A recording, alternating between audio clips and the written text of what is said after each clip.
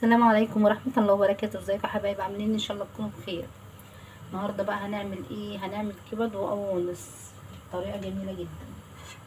اول حاجة معايا مية هي نظيفة ومحطوطة عشان تغلي، وهنا معايا الكبد والقوانص غسلتها طبعا، وعليها خل وعليها ليمون. يعني ايه، عصرت خل وليمون بعد ما غسلتها ايه وحطيتها في مية نقعتها شوية يعني.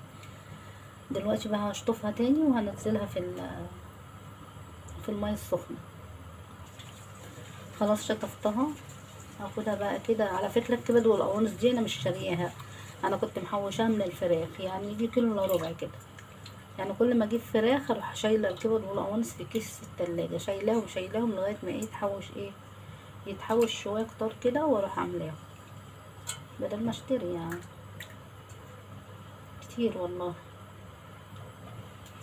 انقص بقى الميه عشان الكبد ايه والقوانص طلعت كتير. معايا بصلايه مقطعها 4 اهي، مقطعها عليها طبعا عشان تشيل الزفارة، يعني اي زفارة اللي فيها، وبان انا غسلاها يعني بليمون وخل. بس البصل برضو يشيل الزفارة اكتر. اغطيها بقى واسيبها ايه تغلي غلوتين. اطلع الكبدة واسيب القوانص لغاية ما تتهري. بصوا هي غليت غلوتين كده، وهطلع بس ايه الكبدة، هطلع الكبدة بس واسيب القوانص. خلاص كده طلعت الكبدة، هركنها على جنب واسيب القوانص بقى ايه لغاية ما تتهري خالص، لغاية ما تستوي خالص خالص، متبقاش بتشد كده. خلاص الكبد اهي، القوانص خلاص استوت خالص خالص. هتمسكيها حلوة قوي، يعني ايه تعرف تاكليها. عشان بشوف ناس كده بتقطعها مع الكبدة على طول والقوانص بتبقى نية. لا القوانص انا بهريها خالص اهي. طيب هقطعها بقى هي والكبدة وارجع لكم تاني. رجعت لكم بقى تاني يا حبايبي بعد ما الكبد والقوانص استوت، وقطعتها اهي كلها على بعض.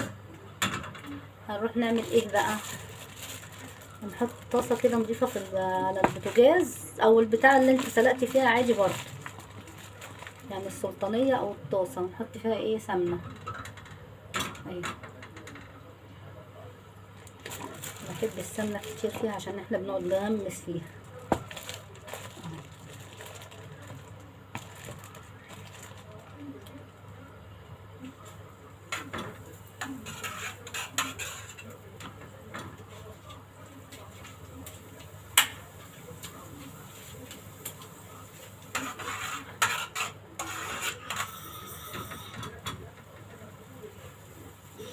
السمنه خلاص سيحت كده السمنه. عندي بقى ايه هنا، عندي دي تومه وانا دقيتها بفلفل اسود وملح. خدها كده.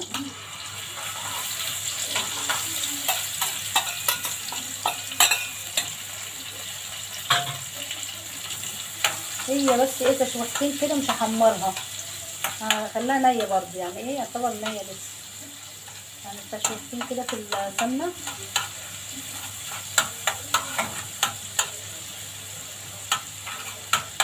واو على الريحه يا ولاد. هما تشويحتين بس كده اهو.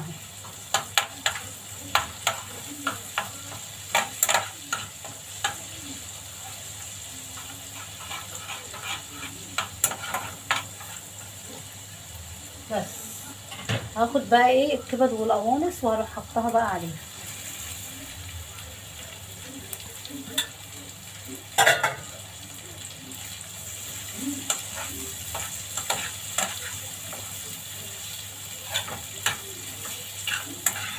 هقلب بقى فيهم شويه وارجع لكم تاني، يعني هقلب فيهم شويه ايه لغايه ما يحمروا كده شويه، يشربوا من السمنه والثوم، وهرجع لكم تاني.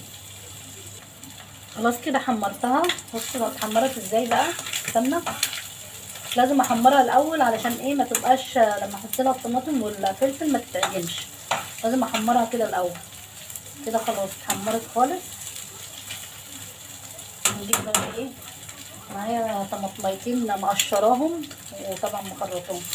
انا دايما بعمل كده بقشر القوط علشان التفل بتاع القشر ما يبقاش حلو بصراحه.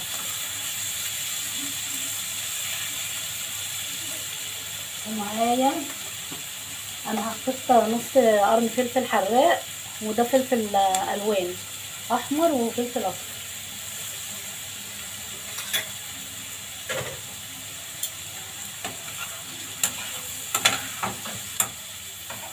دي بقى الكبده اللي بيعملوها في العربيات، بس دي كبد وقرص.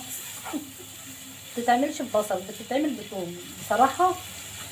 عمري ما جربتها ببصل لاني ما اعرفش، بحس ان هي مش حلوه. الثوم بقى بيخلي الريحه بقى ايه والطعم، والله العظيم في الاكل بيبقى جميل صراحه.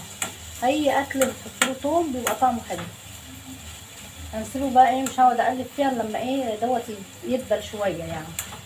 وبعدين هحط لها ايه ملح وشويه ملح.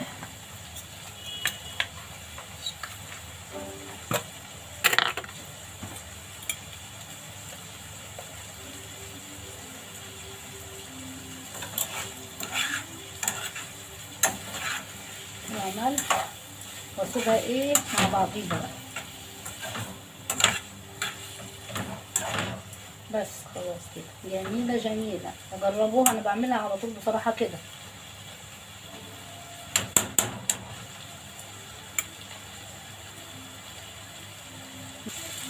كده بقى هي استوت زي ما انتوا شايفين كده.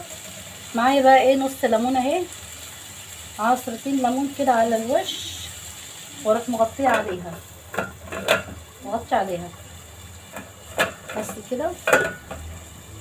حطيت عليها وهطفي عليها خلاص كده. الكبد والقوانص خلصت بتاعتنا. تعالوا بقى اتفضلوا. هنا بقى انا عامله بطاطا، تعالوا كلوا بطاطا. شويها في الفرن. ابني راح جاب لي 2 كيلو ولا 3 كيلو بطاطا ويقول لي اعملي بطاطا. طب يا ابني اقعد، ده محدش بياكلها والله، احنا بنعملها من بتتاكل. اما بعملها صينيه بصراحه بتتاكل. وهنا بقى انا خبز عيش راح اعجنه. طبعا ايه انتوا عندكم الفيديوهات بتاعت العيش، يعني انا خبز عيش شمسي في القناه، وخبز عيش من ده اللي هو المصري ده سهل جدا، ده ما بياخدش ساعه ده. فانا على طول بعمله، يعني بدل ما اشتري رغيف قد كده بجنيه، طب ليه ما نجيب كيلو دقيق ونعمله كل اسبوع، بيبقى عيش حلو قوي.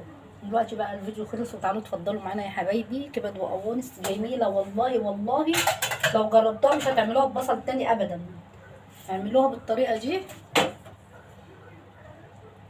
منتهى الجمال والله. يعني كفايه التوم اللي فيها والريحه بتاعته مع السمنه، هتغمسي بس الصوص بتاعها وهتسيبي الكبد. تعالوا بقى اتفضلوا معايا يا حبايبي، والسلام عليكم ورحمه الله وبركاته. شوفوا الشكوى على خير.